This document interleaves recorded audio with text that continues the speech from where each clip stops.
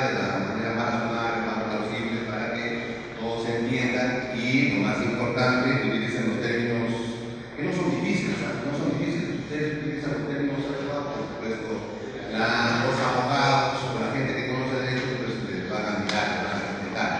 Pero si no manejan los términos adecuados, ahí ya no se desprestigia el mismo profesional, que es el mismo periodista. Por eso cuando me dijeron que hay que dar una charla a los señoritas, a los señores de prensa, a las señoras de prensa, me interesó bastante para tratar estos temas porque ya por ahí he recibido varias críticas de por qué, por ejemplo, hemos dado prisión preventiva a la señora Villarán, por qué hemos dado prisión preventiva a varios altos funcionarios de la República, y por qué a Kuczynski, por ejemplo, le hemos dado arresto domiciliario. Pues sobre eso vamos a hablar, es un tema de bastante actualidad, seguramente muchos de ustedes me conocen porque hemos sido o somos autores de esas audiencias que lamentablemente uno como ser humano también nos puede que evitemos prisión preventiva a ciudadanos peruanos que han dirigido el país y consideramos serán una plataforma correcta y una plataforma de bien, pero que al final de cuentas la Fiscalía tiene y presenta varios elementos de convicción, elementos de convicción o actos de investigación que determinan que habrían cometido delitos graves. Fíjense aquí, no vamos a hablar de pruebas. No vamos a hablar de pruebas. ¿Por qué no vamos a hablar de pruebas, doctor Salinas? Porque todavía no hay prueba. Cuando se pide detención preliminar para un ciudadano o se pide prisión preventiva, el fiscal no tiene pruebas. El juez, por lo tanto, no evalúa pruebas. Entonces, doctor, ¿qué tiene el fiscal? Tiene evidencias, como lo dicen los norteamericanos, tiene evidencia, tiene actos de investigación, o como dice el Código Procesal Penal, tiene elementos de convicción que determinan que a cualquier ciudadano le determinan, fíjense, aplicando el sentido común, de que esa persona ha cometido un delito. Y grave, no cualquier delito, un delito grave.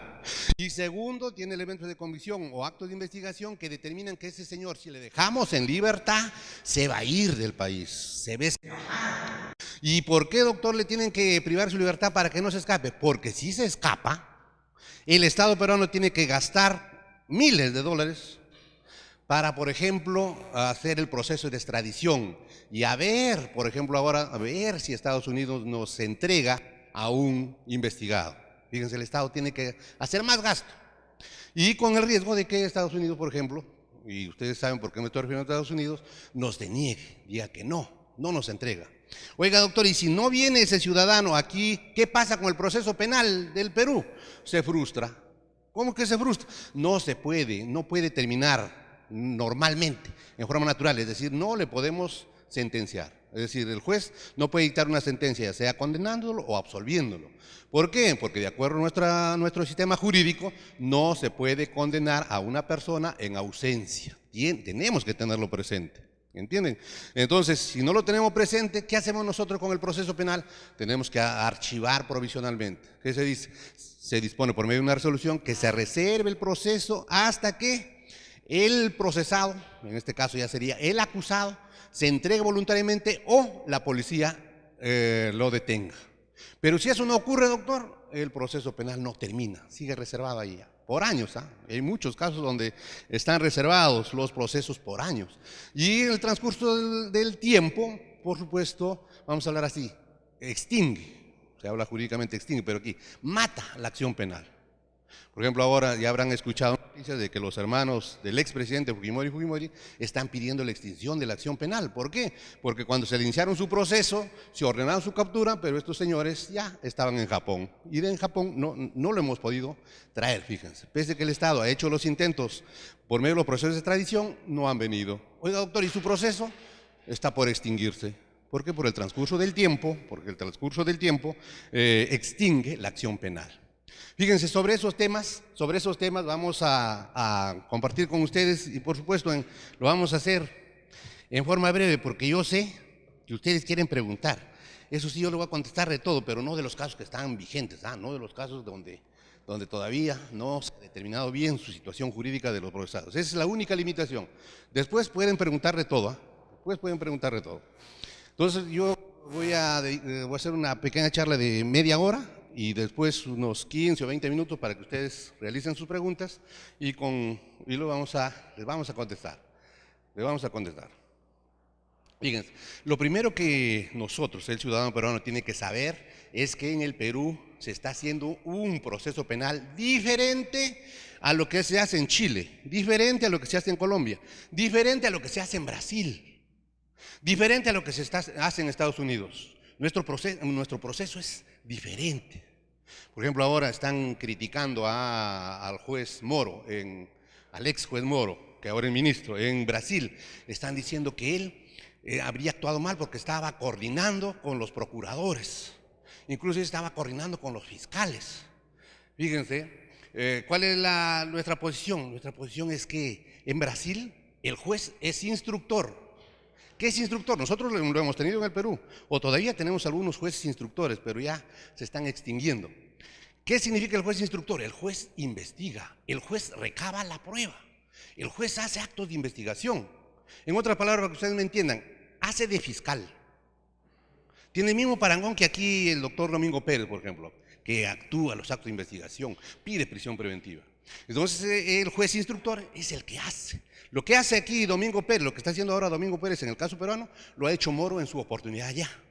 Y entonces en esa actividad de buscar los actos de investigación, por supuesto, así como Domingo Pérez, coordina con los procuradores, coordina con los demás fiscales. Y eso está habilitado. Ese es su sistema de ellos. Entonces, doctor, ¿por qué viene la crítica? Viene la crítica porque creo un periodista que es abogado también, pero que se ha formado en Estados Unidos, dice, no, el juez no puede hacer eso. Claro que el juez no puede hacer eso en Estados Unidos, ni en el Perú. Ni en el Perú no puede ser, porque aquí tenemos este modelo. Fíjense qué modelo. Un acusatorio garantista con ciertos rasgos adversariales. ¿Por qué decimos acusatorio? Porque hay una separación de roles. Por un lado está el fiscal que investiga el delito desde su inicio, el fiscal que acusa y luego el fiscal que sostiene la acusación en juicio oral y pide pena, pide condena. Y por el otro lado está el abogado defensor que defiende a su patrocinado desde el inicio también, y por supuesto a él le interesa que no le condenen. O si le llegan a condenar porque hay evidencia, busca que le rebajen la pena al mínimo. Le rebajen la pena, fíjense. Y al centro está el juez imparcial. ¿Y por qué se dice imparcial? Porque no tiene interés en el resultado del proceso.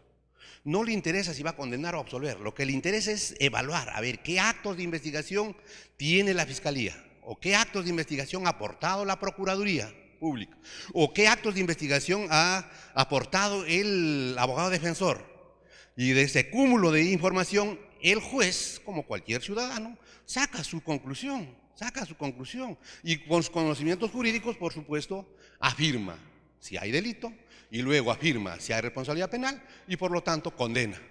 O también puede afirmar que no hay delito o afirmar que el acusado no es el responsable, por lo tanto lo absuelve.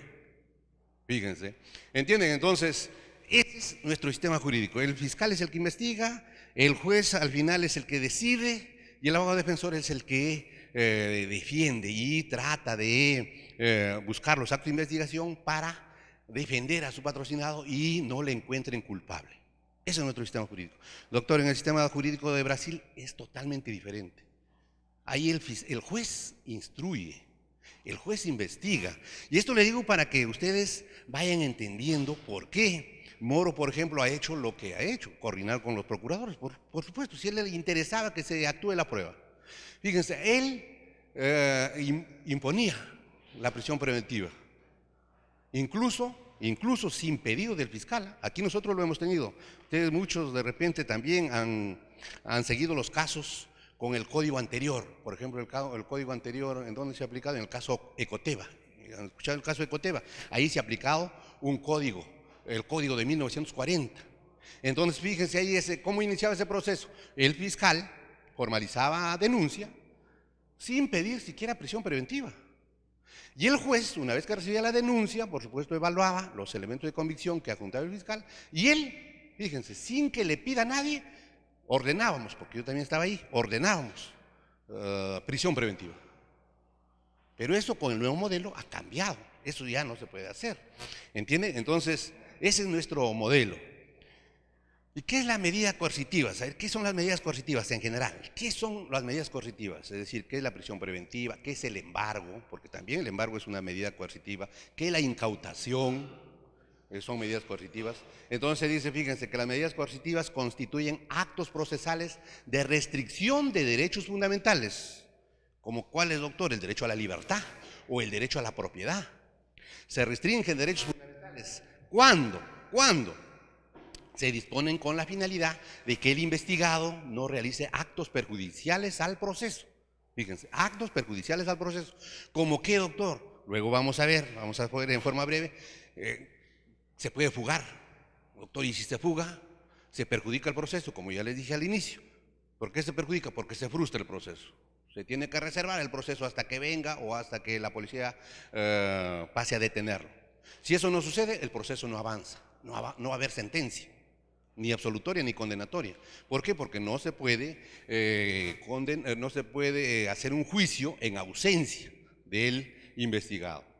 Y también, ¿qué otro peligro, doctor? ¿Qué otro peligro? Peligro de obstaculización. Es decir, si le dejamos libre al ciudadano que ha cometido, eso sí, un delito grave, es posible que influya respecto de los testigos. Es decir, le haga cambiar de parecer, ya sea comprándole o ya sea amenazándole. Fíjense, o utilizando violencia contra el testigo o contra su coprocesado. Fíjense, esos peligros, y doctor, ¿y por qué sería eso un peligro? Porque si influyen ante el testigo va a venir al juicio o va a venir a la investigación y no va a decir la verdad, va a tener miedo de decir la verdad. Oiga, doctor, ¿y qué pasa si no dice la verdad? Si no dice la verdad, los testigos, los peritos no hacen bien su trabajo porque están amenazados, por ejemplo, también el proceso no cumple su finalidad. ¿Cuál es la finalidad? Encontrar la verdad material, es decir, si realmente se cometió un delito y luego ver si el investigado realmente participó, ya sea como autor o como cómplice. Fíjense, no lo podríamos saber. ¿Por qué no lo vamos a saber? Porque el testigo que ha visto no quiere decir la verdad, o el perito no quiere hacer bien su trabajo. Y entonces no podríamos llegar a determinar si realmente se cometió el delito, o también no podríamos determinar si el acusado es el responsable de esos hechos. Fíjense. Entonces, para evitar esos peligros de fuga o peligro de obstaculización, la ley, el sistema jurídico peruano, ha previsto como una forma de prevenir esos peligros o esos daños, las medidas coercitivas. Fíjense. ¿Y cuáles son las medidas coercitivas?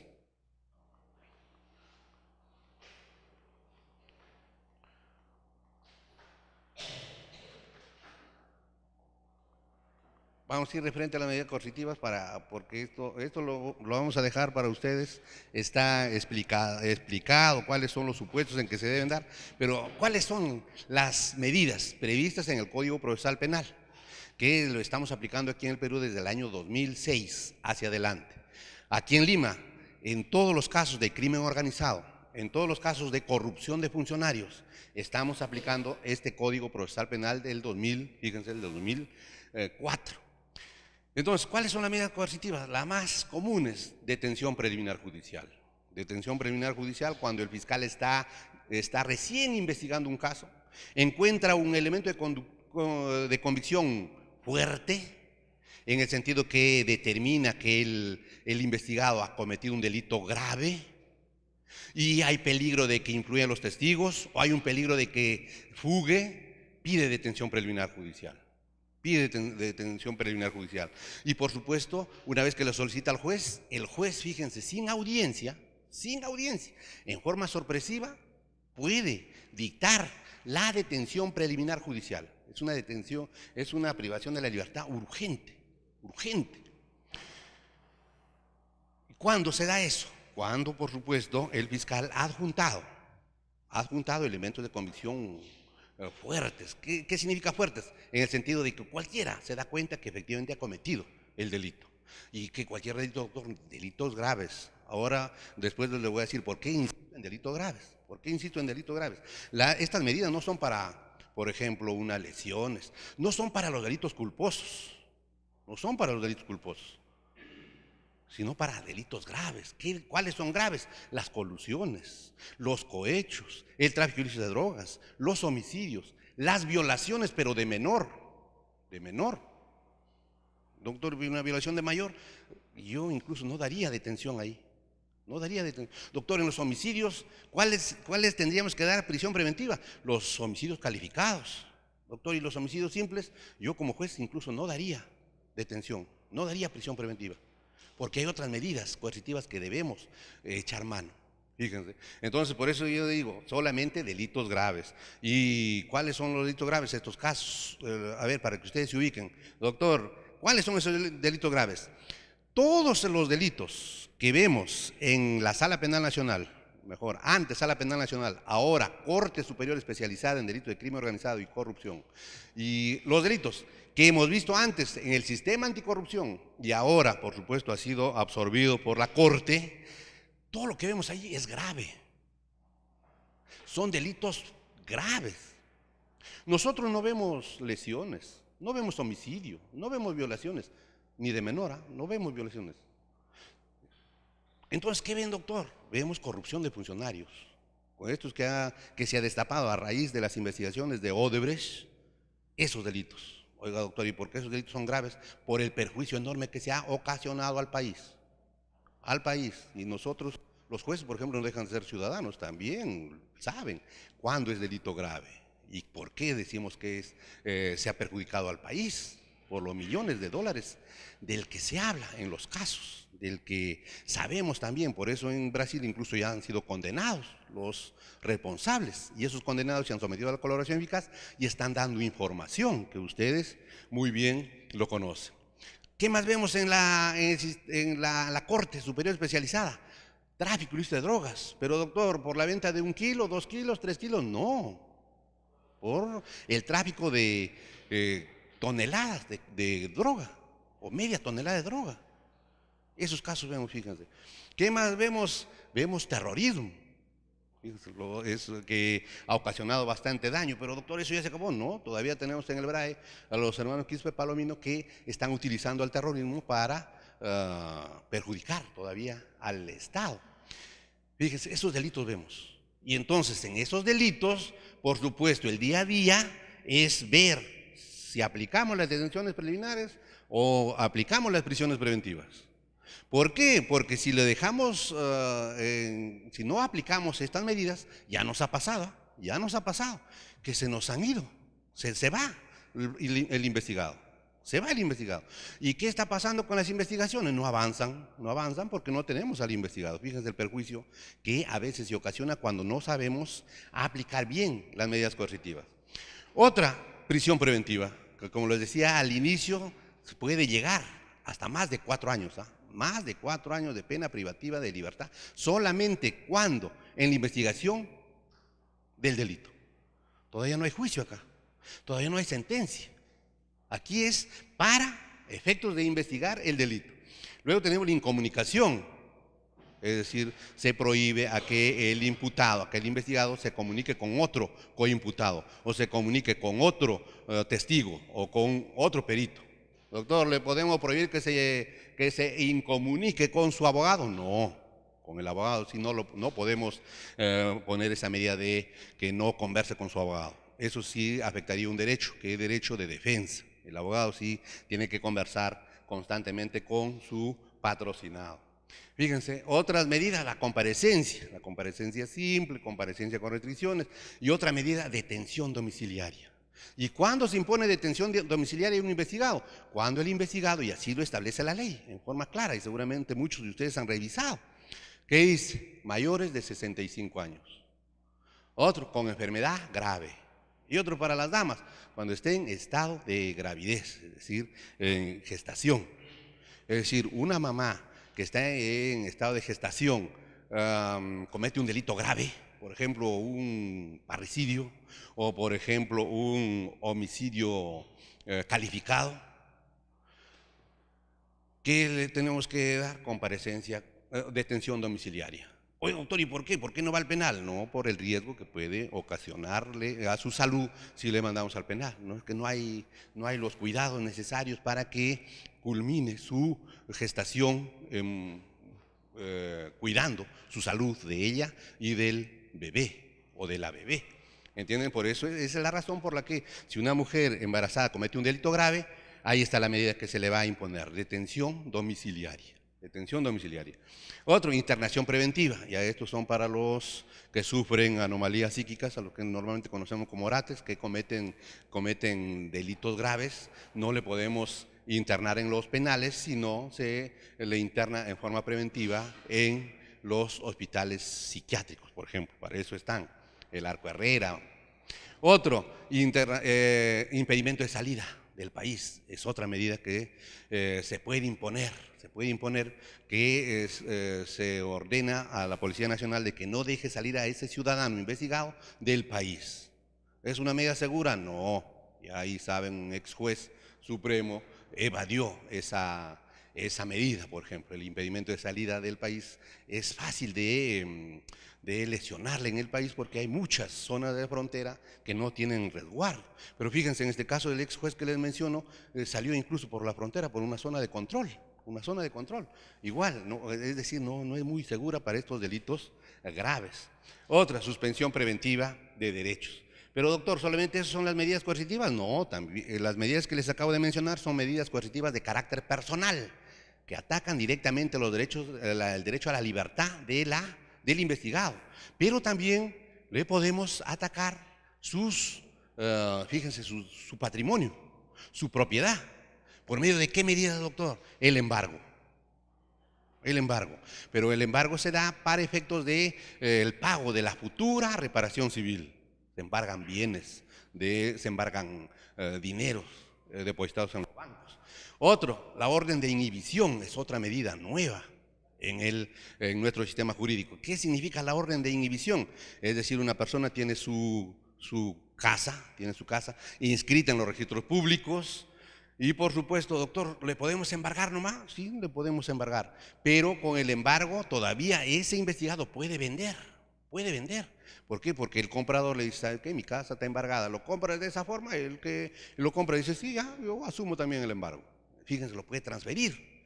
Pero con la orden de inhibición, ¿qué se logra? Que ese ciudadano no puede transferir.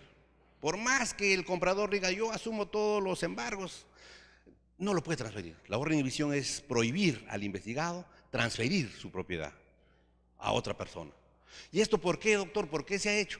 Para evitar pues que al final, cuando se condene a una persona, la parte civil no esté recurriendo a un tercero que nada tuvo que ver con el proceso, recurrir para ver que devuelva la casa. Es un trámite ya y engorroso, sería un trámite que en exceso tendría que hacer la parte civil. Entonces, para evitar eso, se dice, el investigado, luego condenado, si tiene bienes, si bien es cierto lo va a seguir teniendo, no lo puede disponer, no lo puede transferir.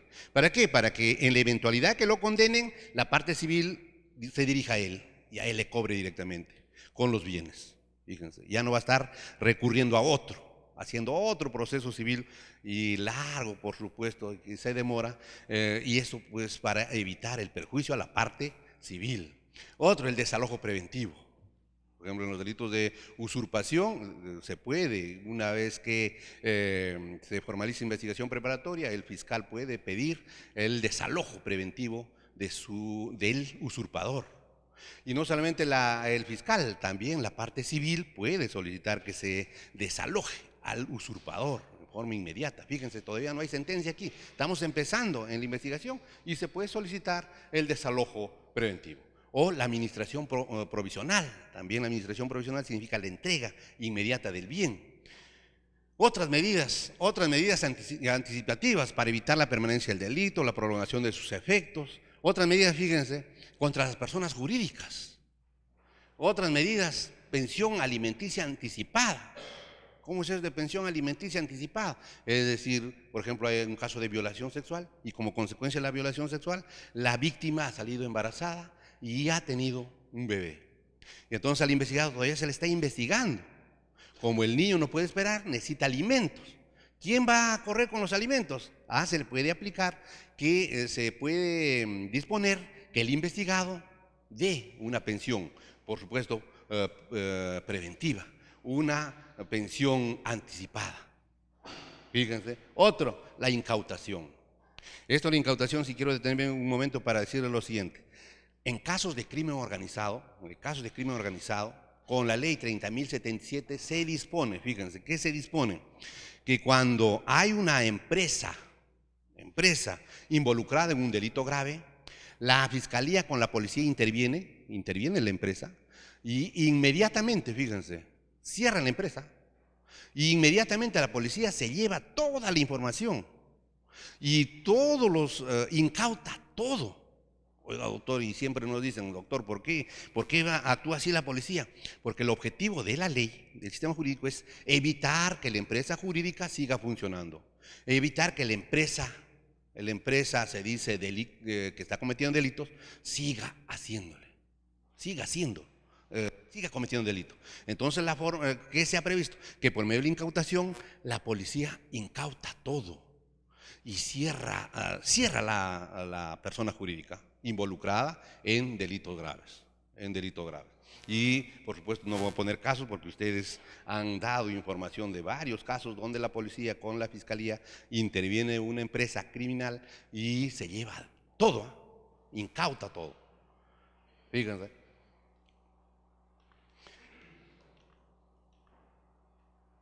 ¿Cuáles son los principios, doctor? ¿Cuáles son los principios? Y por supuesto me voy a detener un poco en la prisión preventiva, porque eso es la que hace noticia para ustedes, y está bien que informen a la población. ¿Cuáles son los principios de la medida coercitiva? Y voy a poner como ejemplo nada más la prisión preventiva, es decir, cuando se decreta que un investigado esté 36 meses en prisión. Luego, si en 36 meses la fiscalía no ha terminado con la investigación, la fiscalía puede pedir 12 meses más, que se prolongue la detención preliminar, la prisión preventiva por 12 meses más. Fíjense.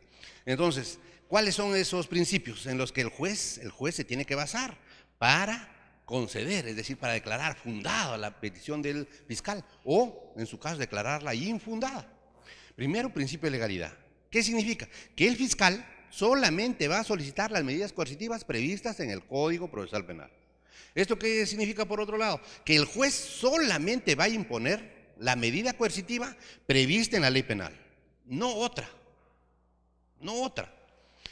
Otro principio de rogación. ¿Qué significa? Que solamente el juez va a imponer una medida coercitiva a petición del sujeto legitimado. Es decir, doctor, el juez por sí solo puede imponer prisión preventiva sin que nadie le pida. El juez de la noche a la mañana puede imponer prisión preventiva a un investigado. No, imposible. Si lo hace, comete falta disciplinaria grave y se puede ir a su casa. ¿Por qué, doctor? Porque de acuerdo a nuestro sistema jurídico, para que el juez imponga prisión preventiva a un investigado, tiene que ser a solicitud de parte. El principio de rogación significa a solicitud de parte legitimada. Fíjense, de parte legitimada, es decir, no de cualquiera. ¿Y quién es el sujeto legitimado en el Perú para solicitar una prisión preventiva? Solamente el fiscal. ¿Y cualquier fiscal, doctor? No, el fiscal encargado de la investigación del delito que se atribuye al investigado. Nadie más. Doctor, ¿y el procurador del Estado? El procurador del Estado no puede pedir prisión preventiva. Por ejemplo, cuando ustedes informan, bueno, y el procurador anticorrupción ha solicitado prisión preventiva, están informando mal. ¿Por qué? Porque el procurador no puede pedir al juez, señor, solicito la prisión preventiva de Juancito Pérez. O mejor, sí lo puede hacer, pero el juez le va a declarar no al lugar lo solicitado, toda vez que no es sujeto legitimado.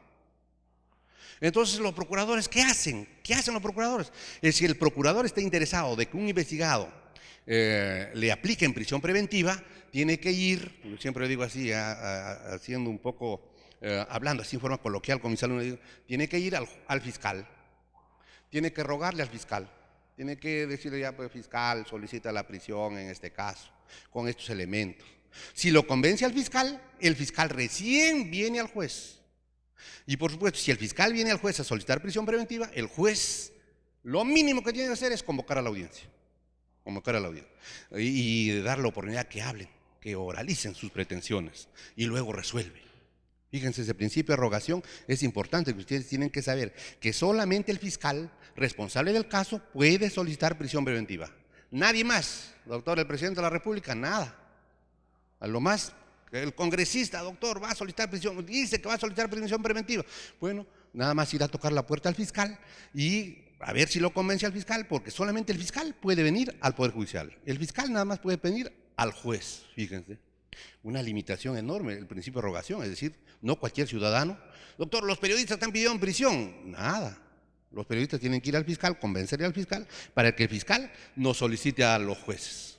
Ese es el procedimiento normal y natural. No, ese procedimiento no se puede dejar de lado, no se puede dejar de lado.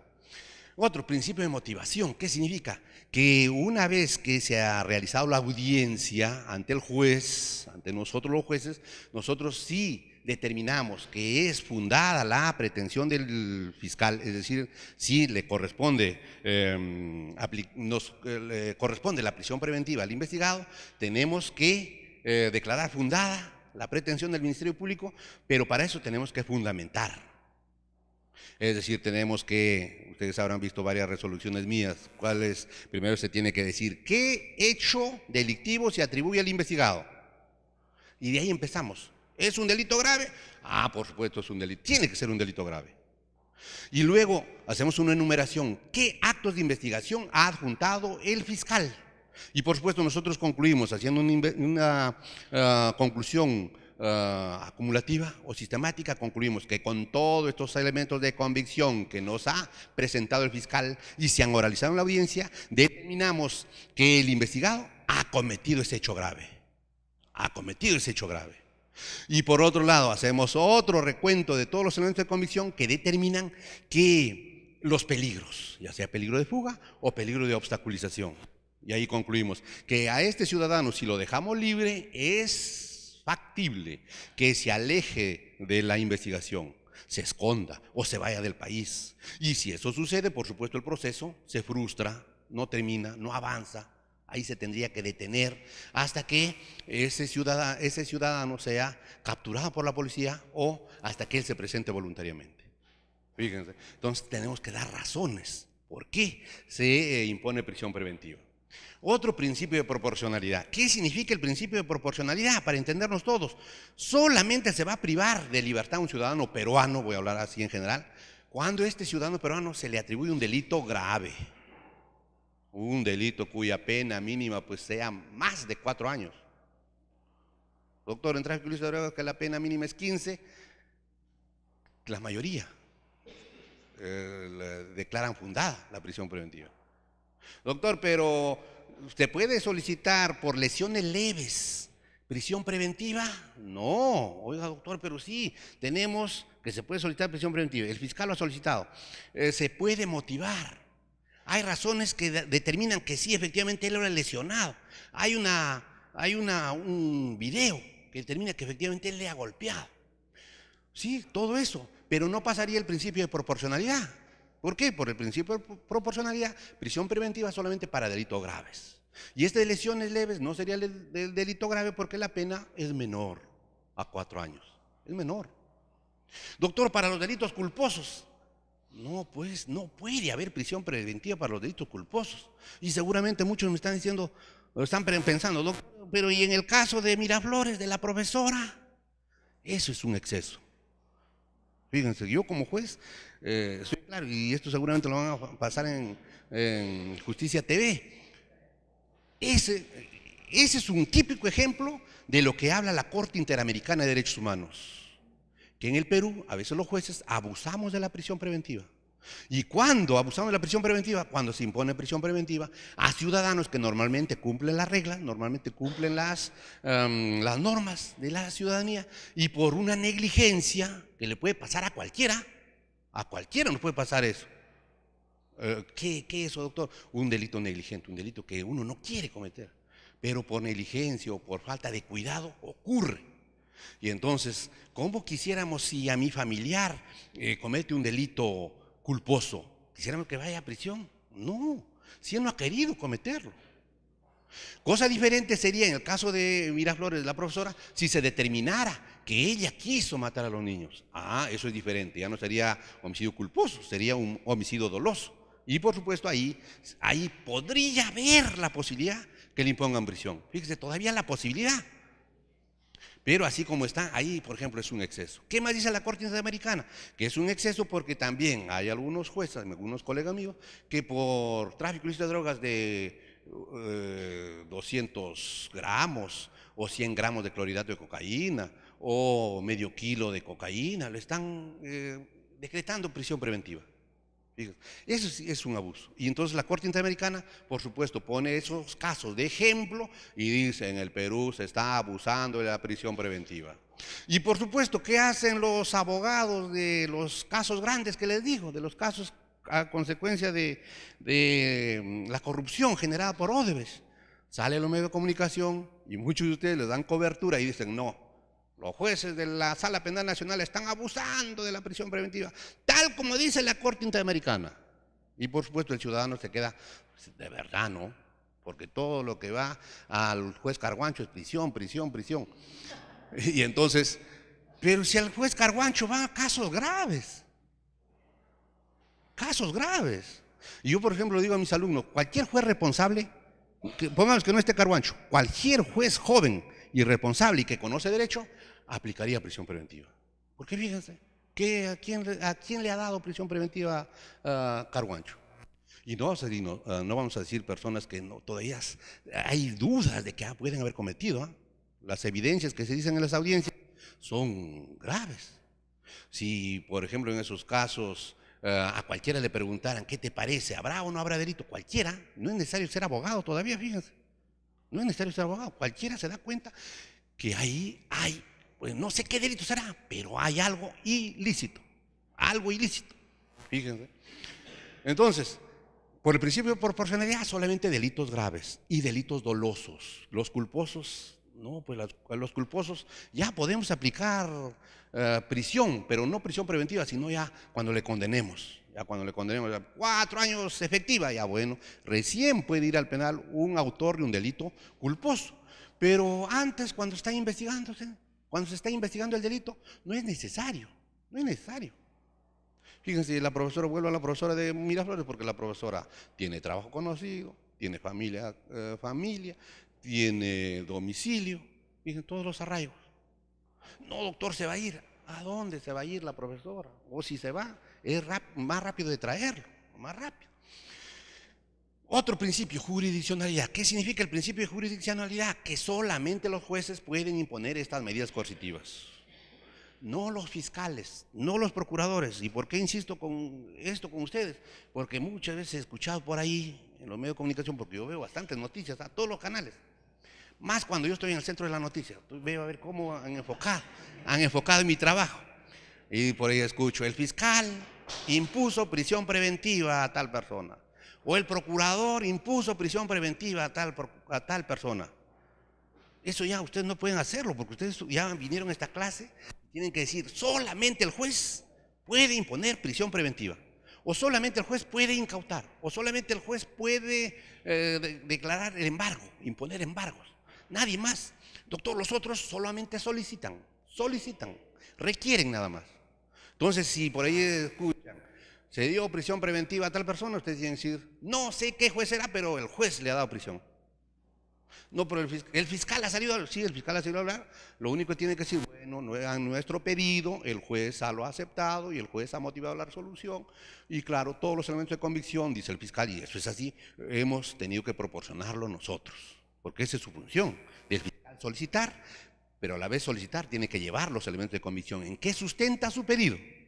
Y si el juez se convence de eso, el juez declara fundado. Si el juez no se convence, por ejemplo, dice: no, estos elementos de convicción son muy débiles, son muy simples, esto no me da fe de que el investigado ha cometido el delito, no se da prisión preventiva, se declara infundado y más bien se aplica otra medida coercitiva, como puede ser comparecencia con restricciones. Otro principio, instrumental. ¿Esto qué significa? Las medidas coercitivas solamente son un instrumento para que el proceso penal llegue a buen término, llegue a buen puerto. Así vamos a hablar como ustedes hablan. Llegue, culmine, finalice con la sentencia. Es decir, yo digo, culmine de forma natural. ¿Cuándo termina un proceso de manera natural? Cuando se llega a la sentencia. Cuando el juez dicta la sentencia, sea absorbiendo o condenando, este proceso ha terminado bien. Entonces las medidas coercitivas sirven como instrumento para que ese proceso termine bien. Doctor, si no hubieran las medidas coercitivas, como les vuelvo a repetir, el proceso no terminaría. ¿Por qué no terminaría? Porque si ya el investigado se va, se esconde, no viene a las citaciones judiciales, el proceso no avanza. El proceso no avanza. Si ya se ha ido del país, ¿qué tenemos que hacer? Reservar el proceso hasta que venga o la policía lo capture, o hasta que el otro país nos entregue vía extradición, vía haciendo el Estado un gasto enorme. ¿Ustedes creen cuánto estará gastando el Estado peruano? Es decir, nosotros los ciudadanos peruanos, para hacer todo ese proceso de extradición a los procesados que están fuera. No voy a decir los nombres porque ustedes lo conocen muy bien. Se está gastando dinero. Y entonces, ¿por qué, si el sistema jurídico tiene instrumentos para sujetar al procesado a la investigación, por qué tenemos que propiciar de que el Estado todavía gaste más dinero, cuando ese dinero lo debiera utilizar para atender los servicios básicos de muchos peruanos, muchos peruanos, porque en el país todavía tenemos bastante pobreza? Es instrumental. Y luego, otro principio de variabilidad. ¿Variabilidad qué significa?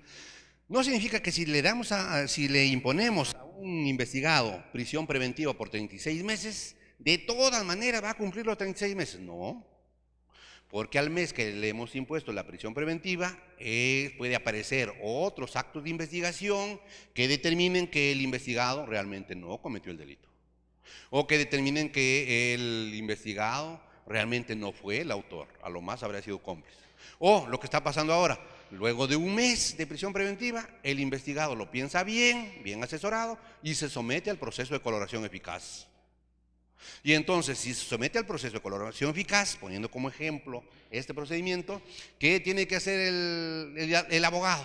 El abogado, ir al juez y solicitar que se varíe la prisión preventiva por otra de menor intensidad. ¿Cuál? La comparecencia, que puede ser con restricciones o comparecencia simple. Hay varios investigados por delitos graves que se han sometido a la colaboración eficaz en el país y por supuesto se le ha variado la prisión preventiva por una comparecencia, fíjense, hasta simple, hasta simple. ¿Entienden? Entonces, por eso, uno de los principios de las medidas coercitivas es que es variable. No significa que de toda manera va a estar los 36 meses. ¿Por qué? Porque hay muchos ciudadanos conscientes, y también hay buenos abogados que le hacen entender al procesado de que diciendo no, yo no he cometido pese a la evidencia, es peor, perjudicar su situación jurídica, Fíjense, ahí está la prisión preventiva. ¿Qué se necesita? Vamos ahí, ya voy terminando para que ustedes seguramente ya tienen varias preguntas, ya me excedía incluso. Fíjense, para que se solicite prisión preventiva y más importante, para que el juez declare fundada la petición, se necesita graves y fundados elementos de convicción. ¿Cuáles son esos elementos de convicción? Los actos de investigación que determinan primero que el delito se ha cometido. A ver, voy a hablar un caso así en general. Por ejemplo, hay un elemento de convicción de que un colaborador eficaz ha señalado que entregó 20 millones de dólares. Ese es un elemento de convicción grave y fundado. Otro grave y fundado que corrobore esa declaración del colaborador, está la información del banco que dice que efectivamente a esa cuenta ingresó 20 millones. Fíjense, con esos dos datos nada más, les pregunto a ustedes, ¿serán fuertes y graves o todavía estaremos dudando? Con esos dos datos, más que suficiente, que efectivamente determinan que ha habido delito grave, porque están hablando que han pagado a un funcionario público, y más el colaborador está diciendo, hemos pagado a una persona que quería ser presidente de la República. Y con ese elemento grave ya está satisfecho el primer requisito, graves y fundados. Fíjense, dos nada más puede ser. ¿Para qué más? Y luego, prognosis de pena. ¿Qué dice la ley? Que el delito que se le atribuye al investigado tiene que ser superior a 4 años. Es decir, el juez hace un pronóstico. Aquí hablamos, un pronóstico. Es decir, si esta persona lo llevamos a juicio y al final determinamos su responsabilidad, ¿cuántos años le vamos a aplicar? Si hacemos el cálculo y el cálculo llega a más de 4 años, se satisface el siguiente requisito. Pero claro, si hace el pronóstico y dice, bueno, y luego lo vamos a llevar a juicio, y en juicio yo ya normalmente lo he aplicado así, le voy a aplicar 3 años de pena, no se satisface el segundo requisito. Fíjense, cuando habla de prognosis de pena, el juez con su experiencia pronostica, ya más o menos se adelanta. ¿Qué va a pasar si este caso pasa a juicio oral? Si lo condeno, ¿cuántos años le pondría? Si llega a la conclusión más de 4, se satisface este requisito. Y el otro requisito, o el sistema jurídico se llama presupuesto para la prisión preventiva, el peligro que puede representar peligro de fuga o peligro de obstaculización. Ambos son independientes, No vayan a estar pensando ustedes que tiene que ser acumulativo, peligro de fuga y peligro de obstaculización, no. Puede darse uno u otro. ¿Cuándo se da peligro de fuga? Cuando ya les he señalado, cuando hay evidencias de que el investigado se va a ir del país.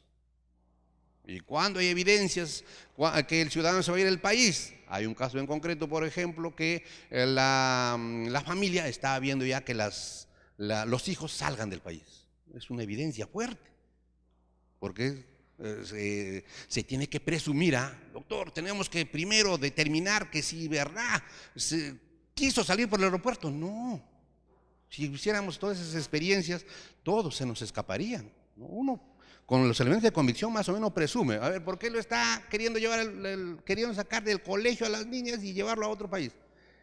A cualquiera, no solamente el juez. El juez es un ciudadano común y corriente, como todos. Cualquiera de nosotros podemos ser jueces, nada más hay que ser abogado y estudiar, pasar los exámenes de la Junta Nacional ahora.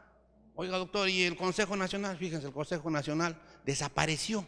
¿A consecuencia de qué? De los actos de corrupción. De actos de corrupción, por eso es un delito grave los delitos de corrupción, porque desaparecen instituciones y desaparecen, por ejemplo, cierren el Congreso, cierren el Poder Judicial. ¿Qué significa? ¿Por qué? Porque dicen, hay muchos actos de corrupción. Entonces el ciudadano, la población, la sociedad civil, nosotros, los periodistas, por ejemplo, también. ¿Por qué decimos que cierren el Congreso? ¿Por qué hacemos seco? ¿Por qué observamos que hay algo raro por allá? ¿Por qué tanta protección? Fíjense. ¿Entienden? Entonces, el peligro de fuga. Pero doctor, no hay peligro de fuga porque el ciudadano no se quiere escapar. Porque alguien me dijo por ahí, yo por mis nietos, por ejemplo, prefiero morirme antes de irme del país. Peligro de obstaculización. Como se le atribuye líder de una organización criminal, este señor asiste incluso en el penal, va a influir en los testigos, va a influir en sus coprocesados. Y hay casos en el Perú. Fíjense aquí, para hacer de derecho penal y para que ustedes se den cuenta, no es necesario todavía ir y preguntar cómo ocurrió en Brasil, o cómo ocurrió en Italia, o cómo ocurrió en Francia. No. ¿Qué ha pasado en los casos que hemos tenido en el país? ¿Cómo la gente se ha ido? ¿O cómo la gente ha obstaculizado? Hay un caso donde hay incluso videos, donde un procesado había hecho cambiar la declaración de los testigos a cambio de dinero. Fíjense, estos son peligros que por medio de la prisión preventiva se trata de evitar. Oiga, doctor, ¿y para qué? Para que no perjudiquen al proceso, para que el proceso termine en forma natural. Fíjense, y con esto termino. La idea es prisión preventiva solo para delitos graves. Ustedes como periodistas también deben de pedir prisión preventiva para delitos graves, no para delitos de bagatela. Que se pelearon 2 artistas de televisión, que piden prisión preventiva. Y si no le da el juez porque no procede, ya le paran criticando al juez. ¿Que por qué no le dio prisión preventiva? Oye, no le dio porque efectivamente la ley no lo ampara. Y doctor, si le diera, ese juez está abusando de la prisión preventiva. Y fíjense, con eso termino. En el caso de la profesora de Miraflores, nadie, ni un penalista, ni un abogado penalista que normalmente lo entrevistan en los medios de comunicación, ha salido a decir que es un abuso. Nadie. Pero si las otras prisiones a los otros que sí realmente han cometido delitos graves, ¿cómo salen los abogados? Que es un abuso, un abuso. Fíjense, ahí hay algo raro, que ustedes como periodistas les exhorto a que vean por qué se protesta cuando se manda a prisión preventiva a ciudadanos que han cometido delitos graves y no se protesta cuando el ciudadano ha cometido un delito leve o un delito culposo. Ahí, por ejemplo, ahí sí tenemos que mejorar en la información que demos. Muchas gracias por su atención y estoy listo para las preguntas.